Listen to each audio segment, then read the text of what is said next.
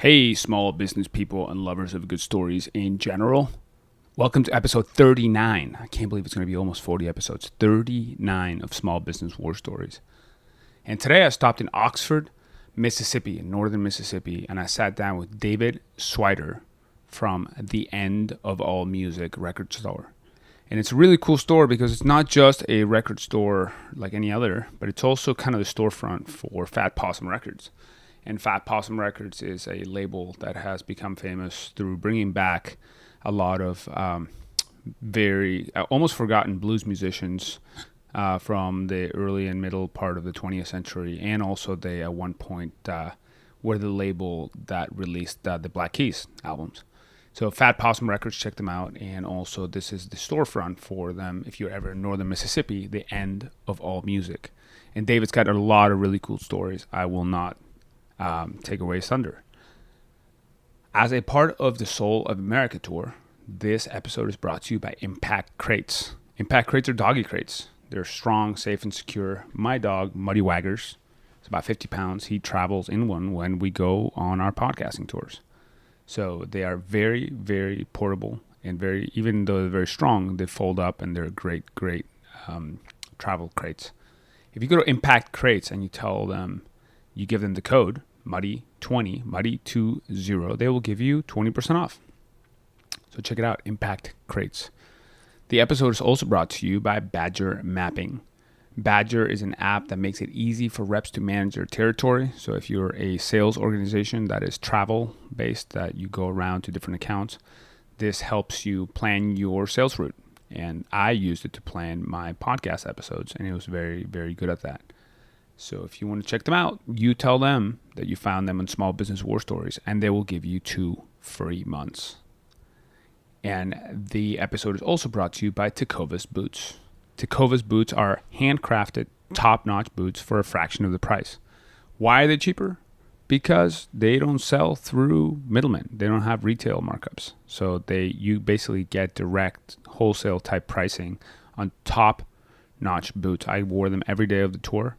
I have the bourbon ropers, and I got a lot of compliments. You should check them out. It's Tecovas Boots, Tecovas boots.com.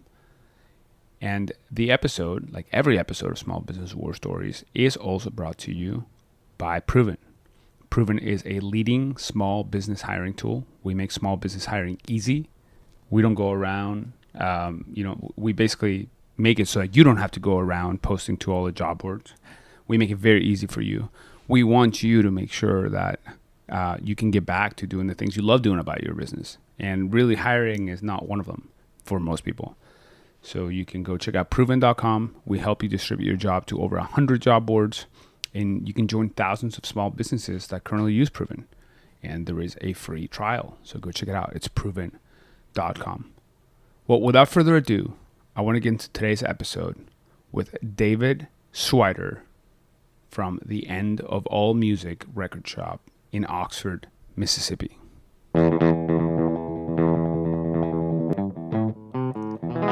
Small Business War Stories. Small businesses are the soul of America. And this is where they tell their stories.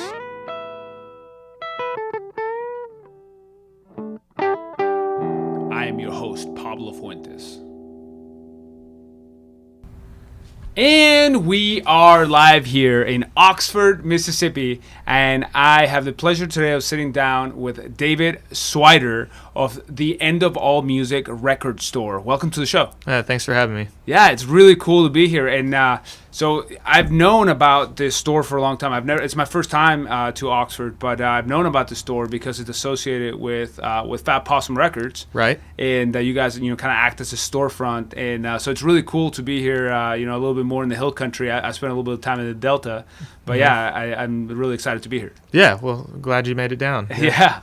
Tell me a little bit more about the history of the shop. So it's here in Oxford, and it's a record store that's similar to other record stores in many ways, but also it's very unique in other ways. Can you tell me a little bit more about that? Yeah, well, we started in 2012. We just celebrated our 5th year anniversary on March 1st. Cool. And it started, I opened the store with Bruce Watson, who is the general manager at Fat Possum Records. So from the beginning, we did have a close relationship with Fat Possum. Okay. We're kind of their unauthorized, unofficial storefront. I can probably boast that we have the largest Fat Possum section in any other record store in the country. You should boast away. Yeah, and we sell a lot of their records for them, and we're big advocates of the label because a lot of the guys that work at the label are good friends. Yeah. And have helped paint the walls in here when we were first opening, and cool. We work very closely together in a lot of aspects. Yeah.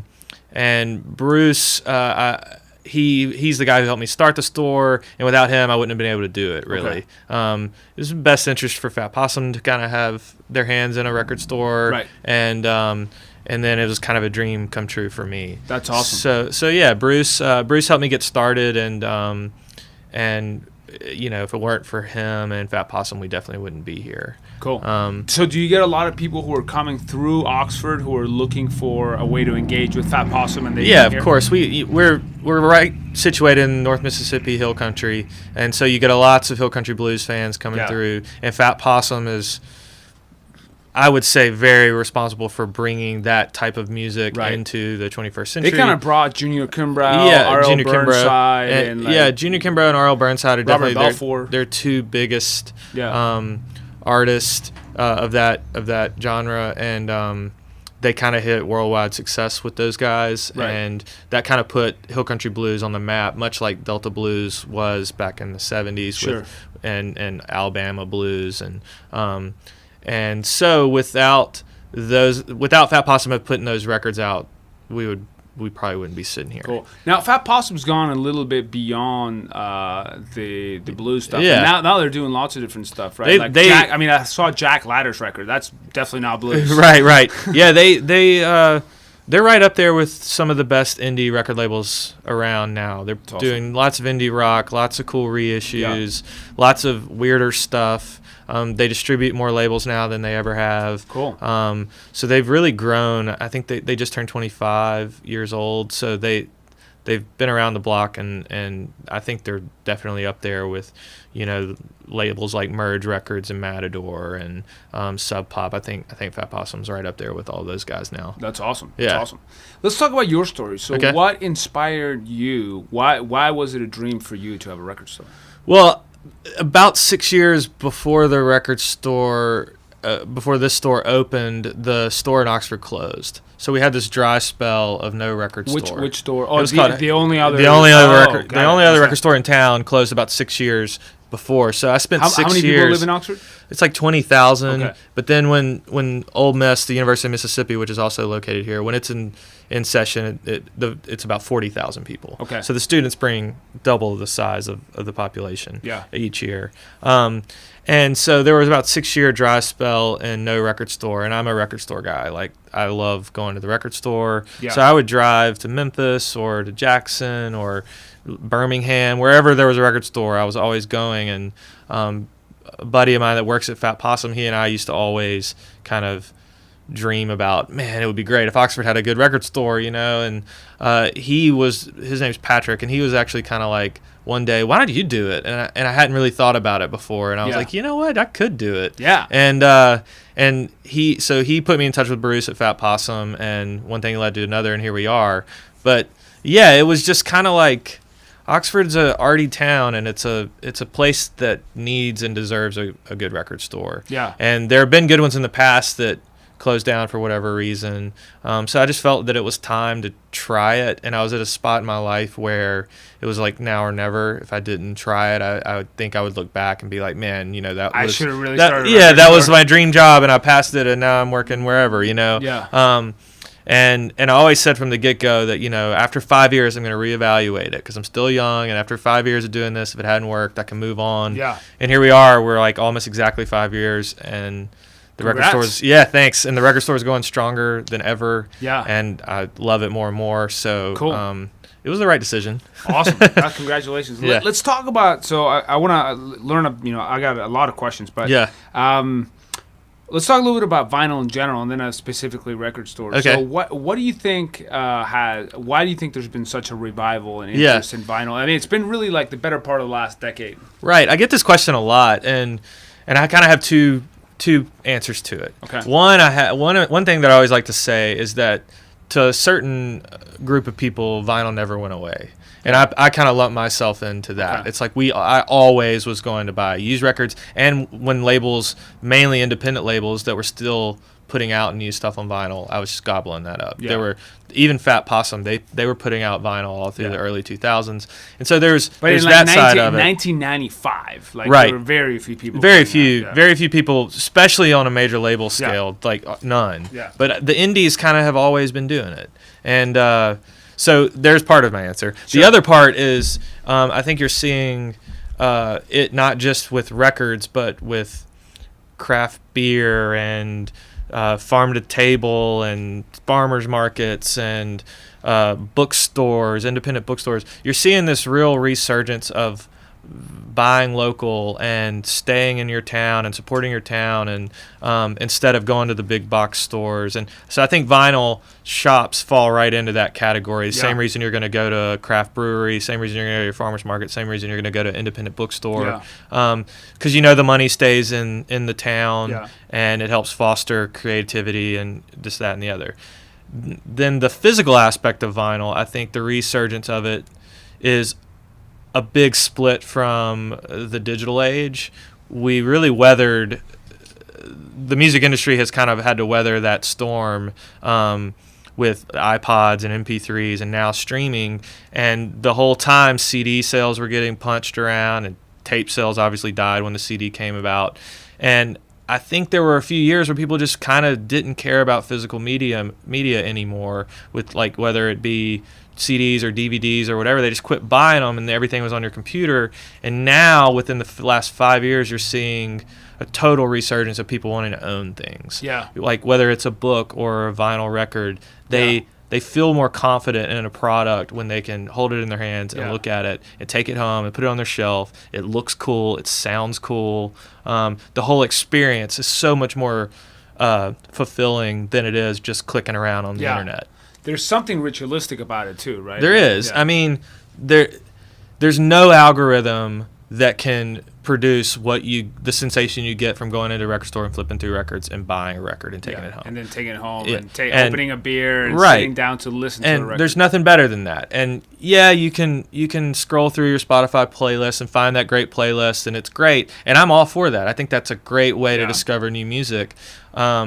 And a lot of my customers say, "Oh, I heard this on Spotify," and then they come in here and buy it. I do that all the time. Those are my favorite customers because they're engaged. Yeah, what I do a lot is I go to record shops and I create dig, and then okay, this looks interesting, and then I listen to it, and sometimes it resonates and I buy it, and sometimes it doesn't. But I think it's made the process of discovering intentional music a lot cheaper and like for sure. And I look at Spotify as a tool. It could be radio in 2017 where for sure. If a customer's in here and they're like, "What's this like?" I'm like, just pull it up on Spotify. You can listen to it for free, and if you like it, you buy it. We even, as the End of All Music, have a Spotify account. We put up playlists for our customers of new stuff we like.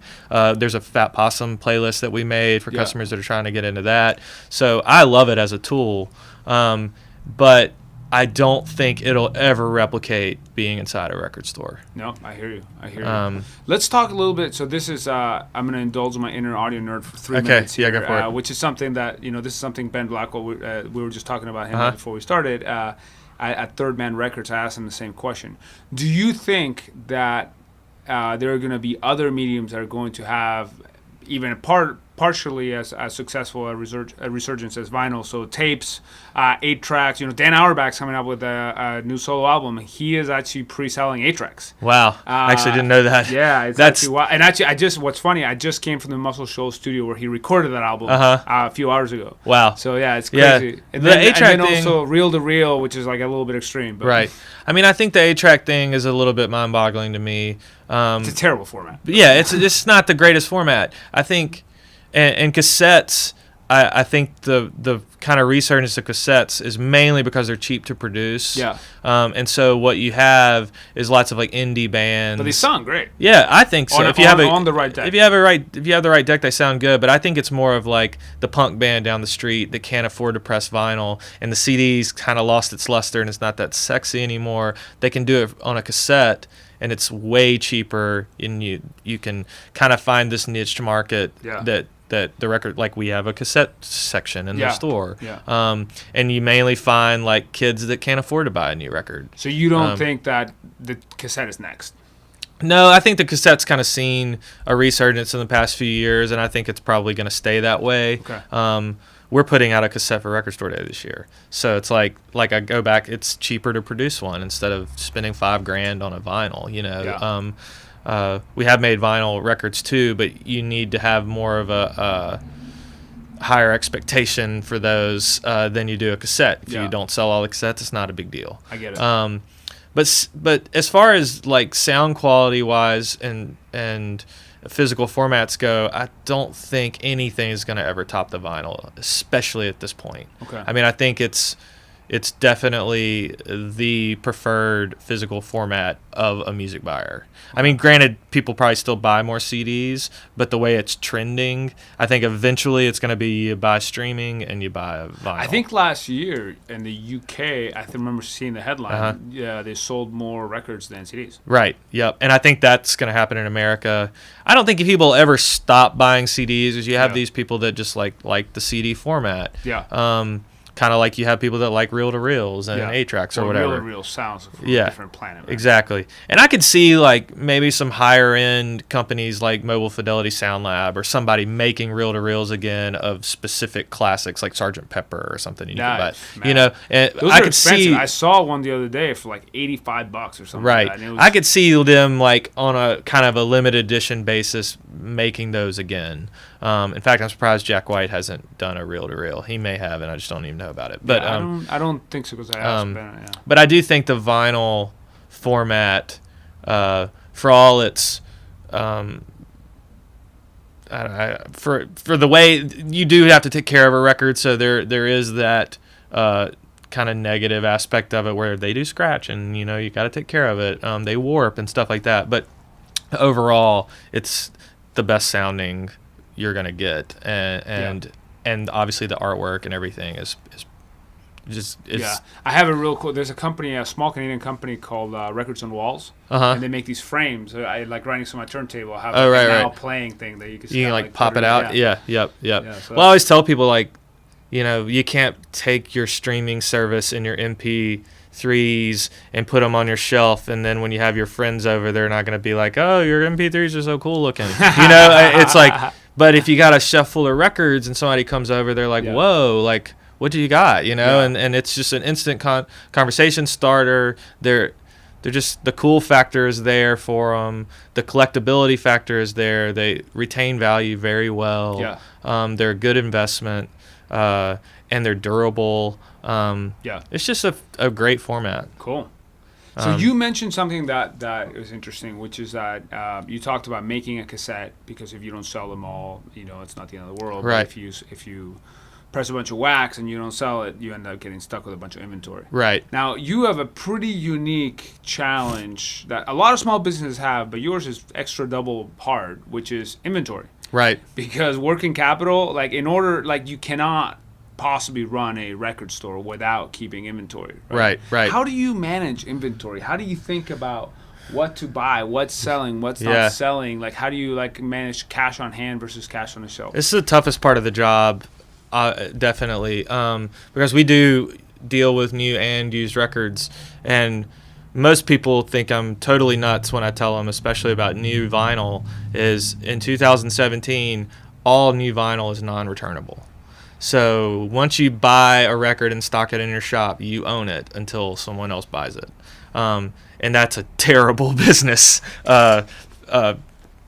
model, So you have to be very, very careful on what you stock. And it took me a long time to get there. I've been working in retail for a long time, so I kind of knew how Oxford was as a buying their buying habits of the folks in Oxford. Right. And just, after being in record stores throughout my life, you kind of can tell what record stores need to stock and what they don't. Yeah.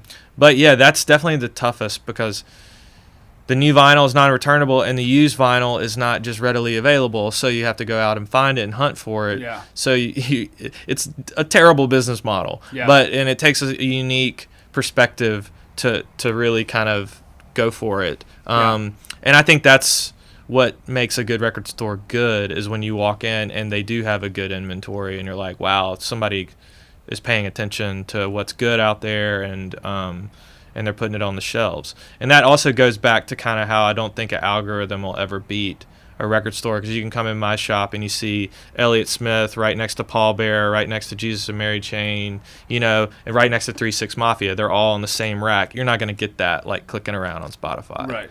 Right. What is that? I hope that's a new section, because that's not alphabetical. No, it's all on the end cap, new releases or reissued stuff. So awesome. Yeah, I mean the management of cash and buying new and used stock, it's make or break for this business. Can you think of what, like, maybe some lessons you've learned along the way that have made you better at that? Yeah, you get stuck with records that don't sell, and then you know how to sell them for $5 or whatever, just to get them out of the store, because not only do records are they non-returnable and cost money, but they do take up a lot of space, and they're heavy. So you do learn.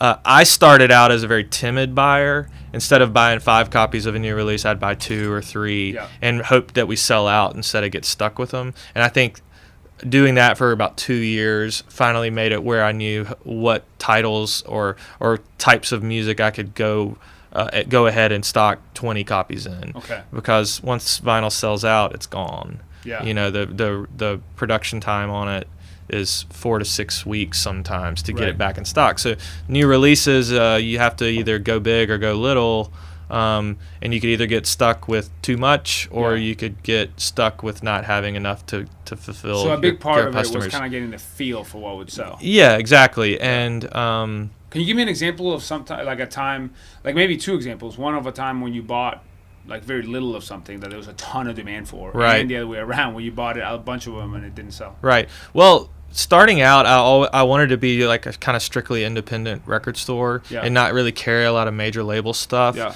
But the longer we were open, the more people started asking for stuff like that, and I realized, well, the market in Oxford, there's only one store in Oxford. They can't go to a big box store in Oxford and buy the major label stuff. So I may as well be that outlet for those people too. Right. There's no reason that music, it's all subjective. That music's not any better than anything else. So I started stocking bigger bands like Taylor Swift and stuff like that, and I never would have done that in the first 2 years. Yeah. But then we'd get a copy in and it'd sell in an hour. And I'd get 2 more copies in. She has some pretty good stuff. Oh yeah, she's nothing against her. My wife loves her.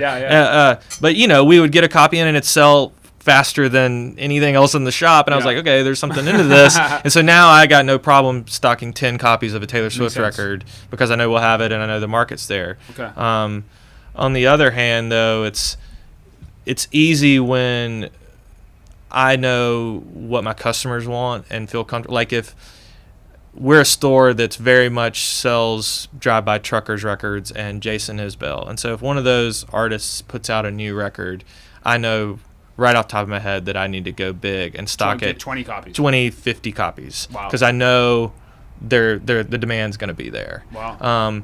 And I know even if they don't sell all in a week, they're going to sell in a couple months. Yeah. And so it's nice you don't have to pay that shipping again. What about Sturgill Simpson? Oh yeah, he had our best-selling record of the year last year. Sailor's Guide to that record's incredible. It's a great record. I've listened to the record with friends of mine and with my mom, and it's impacted like people in different ways. Right. I just met him randomly yesterday. Oh, cool. In Carter Vintage Guitars in Nashville. Oh yeah. I was literally just hanging out looking at guitars, and he was right there. Nice. And I talked to him about this tour for about 10 minutes, and we were talking about what's going on in the U.S. And, small business and all. No, he's a good dude. He played the venue here like right as he was blowing up, and it sold out, and it was like a 300 cap room, and it was great. But his record last year was our best-selling record of the year. So when he puts out a new record, I got no problem stocking 50 copies of it. Yeah. It's the kind of in between that stuff where you really have to think about it and think hard about it, because we do have to sell a lot of stuff at a discount. Luckily, I've been good at it, and it's not hurt us too much. That's cool. So you were talking about like the Oxford buying audience. So a big part of this has been kind of like getting the feel for that audience. Right. Do you keep notes on that, or just kind of remember? Unfortunately, I'm kind of like it's all in my brain type person. Yeah. So it's mainly just being, I own the business, but I also work here every day. Yeah. I'm here 5 days a week. Yeah, a lot of small business owners are like that. And I'm here open to close. And so the people that come in here every day know me. Yeah. They know, if I'm not behind the counter, then I'm either out buying used records. Yeah. Hey, man. So we had a brief pause there because somebody came into the shop and they actually, came in to sell you a few records. Yep. And you were saying that when, people know that if you're not behind the counter, you are buying used records. I'm out and about scouting used records. Yeah. So the people. How do you decide, by the way? So this person just came in. They had a number of records, and you bought them. How do did you know all the records he bought? Yeah, I knew everything he had. That's another thing I've learned. If I haven't seen it before, it's usually rare at this point. Yeah. So I saw what he had. It was all pretty new indie rock stuff, and I think I gave him $5 or $6 per record, and I'm going to sell them for 10. Okay. So that's an easy one. Now, if he had a big stack of a lot of older stuff and it was stuff I hadn't realized, I would have had to look through them and we would have had to negotiate a little bit more. But that's an easy. Do you ever have to look him up or?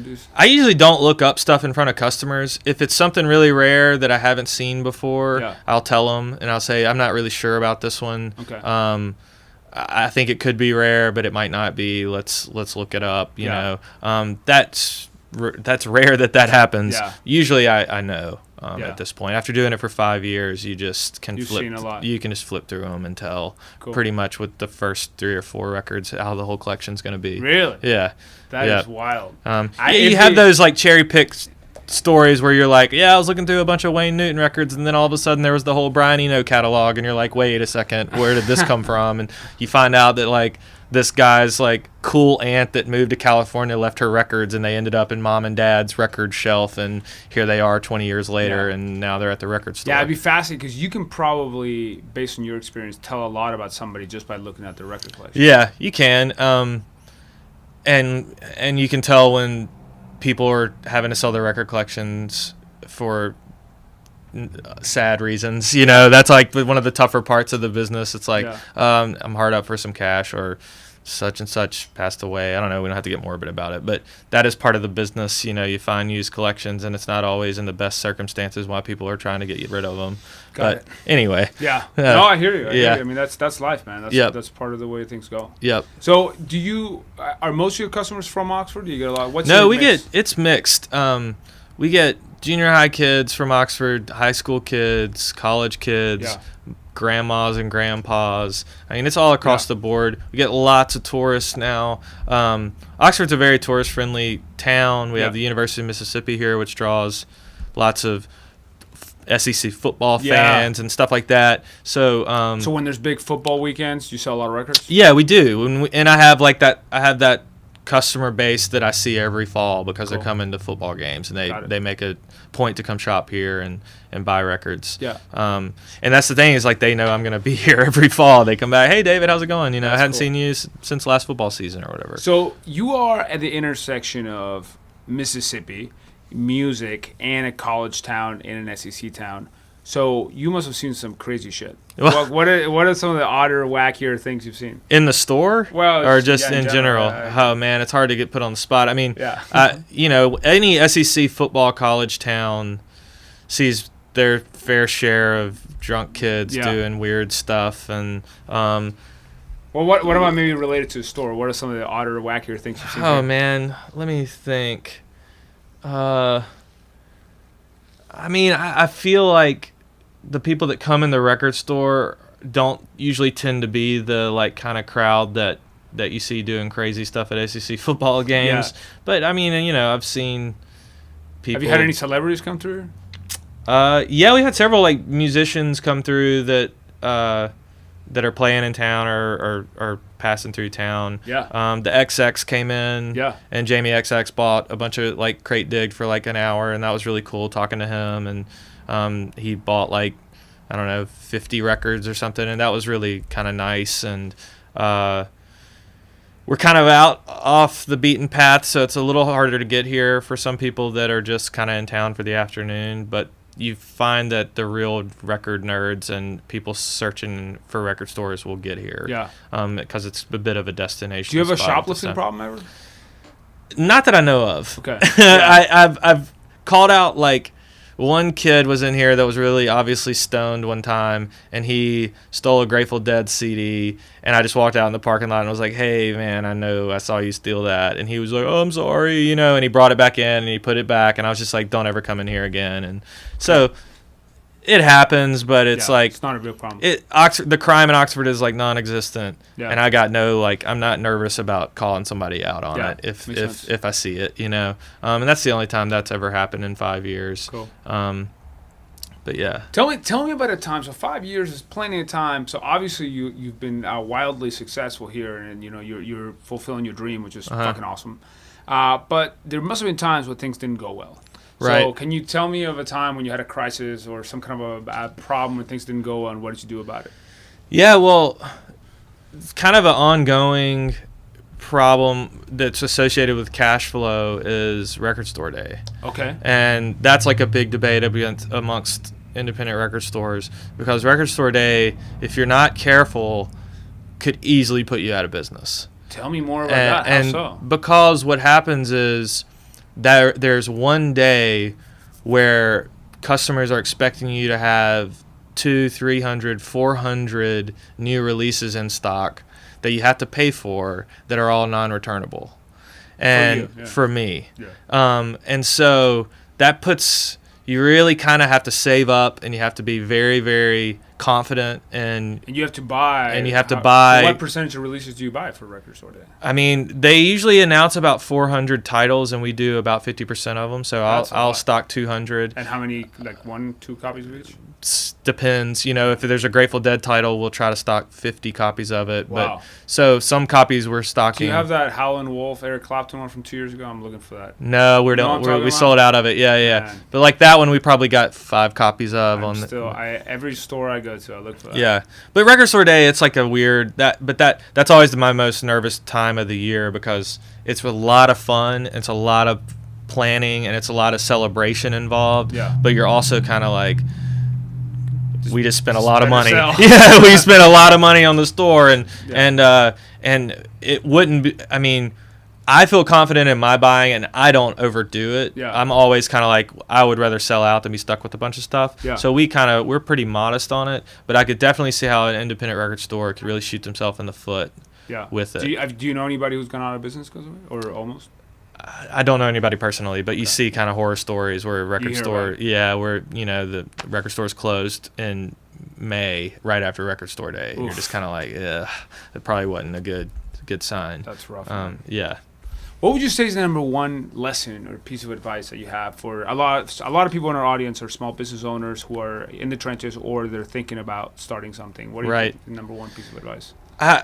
What I was told was, don't look at it. If it doesn't feel like work, then you're probably doing something right. Yeah. And I know that probably is a little too broad, but my working at the record store, except when like I'm doing taxes the once a year where I have to really crack down on that, it never feels like work. Yeah. Like I get up and I'm excited to come here, and I feel like if that isn't just a little bit of the aspect of your business, if you aren't doing it for that reason, then you're probably not going to be able to put in the sweat to be successful. Yeah, or make it to Record Store Day. Record Store Day, because you gotta. I mean, it's like when I was getting the loan at the bank to open the store. The guy said, man, don't you want to just like get a job that has a W-2 and benefits and like blah, blah, blah. And he really made me think about it. He was kind of, because he was like, you're going to be paying taxes. You're not going to have any benefits. You're going to be your own boss. And I was just kind of like, man, he's right. That sounds awesome. Yeah, so here I am. And you do have to be a little bit different and a little bit off. As somebody who starts a company, I mean, there's definitely something that's... Well, and it can be horrifying if you stop and really think about it, but I just keep looking at the task at hand. And, I mean, when we first opened, I said I want to be one of the best record stores in the country. Nice. And people were like, really? That's kind of a broad statement, David. Like, are you sure you can handle that? And I was like, yeah, like, I've been to the best record stores in the country. I know what they're like, and I want to be one of those. Who are some record stores you admire? Other Music was my favorite in New York City. I don't know. They actually closed this past year just because of rents in New York being crazy. Yeah. But another one is called Stranded Records in Oakland. They just opened up a new one in San Francisco. Okay. Permanent Records is a big one. Do you like Reckless? Reckless is a great in Chicago. Grimey's in Nashville. Oh yeah, is one of the best. Even the Earwax in Brooklyn.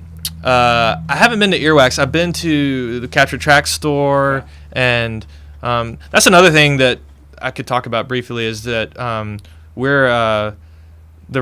record store is in a coalition of independent record stores. Oh, okay. It's called AIMS, AIMS, means American Independent Media Stores. Cool. And it's about 35 of the best record stores in the country. Nice. And we're kind of a brain trust. I can email all those guys. What's the website where people can find those?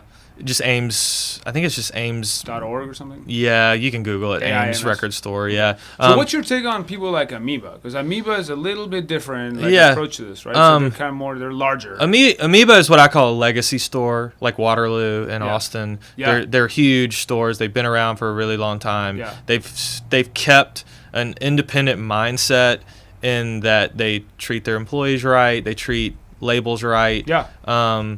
And they've just grown. I mean, most of those shops started out the size of my shop, and then they just got bigger and bigger. Where do you want to go? What do you want to do in the next 10 years? We definitely want to expand. I've already been kind of talking to a few people that are interested in opening End of All Musics in other towns. Cool. And that's really exciting for me. I want to move to more square footage. We're bursting at the seams here, so I'd love to be able to put a stage in, to be able to host in stores, and really do more. Do you want to be closer to downtown? Or I would love to, and that's a thing that I'm constantly kind of got on my radar. Rents, as in any cool city across the country, rents are going up and up and up. So it's tough because the success of the record store has been because we have a small bottom line. Yeah. And that's terrifying to think about the bottom line going up. But if it means more square footage, that means selling more records and being able to do more cool events. So that's definitely kind of next on the list. Yeah. Interesting. So related to that, what's it like to do business in Oxford? What's your relationship with other small business people? What's your relationship with the government? Yeah. Doing business in Oxford's great. I mean, the town of Oxford is easily the most liberal city in Mississippi. Okay. So we have a very arts-minded city, supports lots of local artists and a music scene and a literary scene. Oxford's probably more of a literature or a literary scene than it is a music scene because William Faulkner lived here. So we have one of the best bookstores in the country that I worked at for about 6 years before I opened the record store. Wow.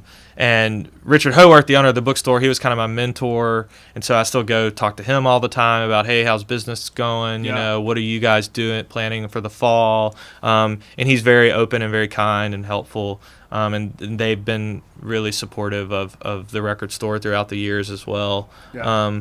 But yeah, I think any kind of liberal college town is going to have a very good customer base. Yeah. And Oxford's no different, That's awesome. Than so you feel supported by the community. Yeah, of course. And the government too. Yeah. I don't really, other than sending my sales tax into the government, I don't really talk to anybody at the Makes sense. Very cool. Yeah. And so, just to circle back real quick on the larger stores. So you're part of this coalition, and these. So do you see these larger legacy stores that became big you want to kind of go in that direction? So you don't see them as a bad thing for the record store business. You see them as a good thing. I think anyone selling records in 2017 that is an independent record store or a label. I'm not a huge fan of major box stores or major labels, but on any scale, if somebody is selling records, I'm okay with it. Awesome. I think the more options people have to go into a store and buy records, the better. Because people that buy records, they're not telling themselves, I'm only going to buy records at the End of All Music. They don't say that to themselves. They say, I want to buy some records. And so I want to give them the place where they feel confident and comfortable spending their money in. And if some other store is doing that, then I'm all for it. Now, related to that, there's been a a bunch of new subscription services that have come out. So I used to be a member, a stop of Vinyl Police. I am a member of the Third Man Records Vault. How do you see those kind of services? And we actually have one. It's called the Record of the Month Club. Oh, there you go. Yeah, you want to plug that? Yeah, sure. It's I pick out a record a month and we ship it out, or customers can come by the store and pick it up. It's a great way for customers that don't live in Oxford anymore to support the store. Cool. You see a lot of people are like, I'm moving, and I'm going to really miss shopping here. And they're like, but I'll sign up for the Record of the Month Club because I know I like your taste, and I know you'll send out cool stuff. How much does it cost? It's $25 a month plus shipping, which is $5. So if you live out of town, it's $30 a month. Yeah. And what kind of stuff do you? What's your? It's kind of all across the board, but one thing I found is that labels are very, very kind to it, and so like for the April selection, we did Spoon's new record, and Matador Records was able to get the band to sign all the copies for the Record of the Month Club. I saw a few copies. So awesome. So we got autographed copies for the Record of the Month Club, which I don't know of any other store in the country that can do that. And so it's been really fun doing that, and it's always stuff that I kind of think people might miss out on, or something super special like an autographed Spoon record. Cool. And that's been growing, and that's an excellent kind of way to sell some extra records every month. Cool. Well, I'm moderately terrified to how much money I'm going to end up spending after looking at all this It's stuff. easy. I definitely have plenty of customers, good buddies that are like, $20 is my limit. Don't let me go over, and I have to be like, you got to put this one back, you know. And I don't have any problem with that. I'm not trying to make my starving artists more starving, you know. So, is there anything else that you want our audience to know about your business, so they can what your website, your do you use Instagram? Yeah, Facebook? we do social media, and that's one thing I was going to say, kind of from a small business owner standpoint, is that we're off the beaten path. We have zero foot traffic. We don't have any window shoppers. So social media has been a lifesaver. Okay. Instagram, Facebook, Twitter, that's how people window shop our store. Yeah. And without those three things, we definitely would not be as successful as we are. Yeah. So I think if you're ever thinking about opening a business, definitely get savvy with those types of... So how did you educate yourself about becoming good at that? My wife is good at it, and so I hit her up with a lot of it, and she still to this day says, you need to put more photos like this up, or you need to put more people in your photos and stuff. It's definitely kind of a learning wave, but what I would suggest is like, if you were going to open a record store, go to your favorite record stores and see how they're doing it. See how many likes they're getting, how many followers they're getting, what the comments read like. And so I follow... Do you engage with the comments? Yeah, I follow probably 500 record stores on Instagram. Wow. And so I'm always kind of seeing what they're doing. It's a great window into a community, into a record store, and how they are working. That's awesome. And your handles for that are at End of All Music. End of All Music. Yeah, on Instagram, Twitter, and Facebook. Yeah, it's all End of All Music. Awesome. Well, thank you so much for sitting down with me today, of course. And with Muddy Waggers. Yeah. For Small Business War Stories. It's been really cool to learn about everything. And best of luck to you. Thanks for coming. All right. Thank you for listening to Small Business War Stories. If you enjoy the show, share it with a friend, or you can subscribe on iTunes, Stitcher, or on our blog at blog.proven.com. If you have an idea for us, we'd love to hear it. Please email us at podcast@proven.com. See you next time.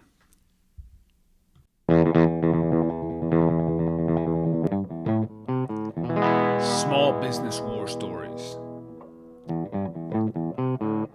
Small businesses are the soul of America. And this is where they tell their stories. I am your host, Pablo Fuentes.